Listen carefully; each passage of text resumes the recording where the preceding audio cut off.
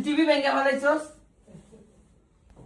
আমার ম্যাচ গম করে খোদা তো লাইটটা আমি আর আসার মারমু আমি বলছি না ইয়াসিন আমি চেতলে তোর এই ঘর রাখবো না ঘরে আমি উল্টা পাল্টা সব ভেঙে না খালি বন্ধুরা এবার ইয়াসিনের সংসারে আর থাকতে চায় না মিথিলা রহমান।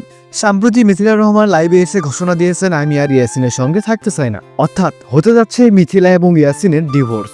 বন্ধুরা আজকের এই ভিডিওটি অনেক বেশি ইন্টারেস্টিং। কেনই বা ইয়াসিনের সঙ্গে থাকতে যাচ্ছে না মিথিলা রহমান? তাহলে কি মিথিলা রহমানের অন্য কারোর সাথে সম্পর্ক আছে? গুঞ্জন শোনা যাচ্ছে মেহেদী হাসানের সঙ্গে নাকি মিথিলা রহমানের একটা সম্পর্ক আছে। তাহলে কি মেহেদী হাসানের জন্যই মিথিলার সংসারে আগুন লাগতেছে? এইসব কিছু জানতে হলে আমাদের ভিডিওটি শেষ পর্যন্ত দেখুন।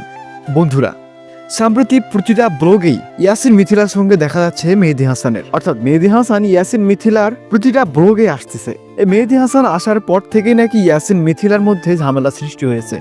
অনেকে ধারণা করতেছে মিথিলার সাথে মেহেদী হাসানের একটা সম্পর্ক আছে, আর এই সম্পর্কের জের ধরেই মিথিলা রহমান আর ইয়াসিন হোসাইনের সঙ্গে থাকতে চায় না।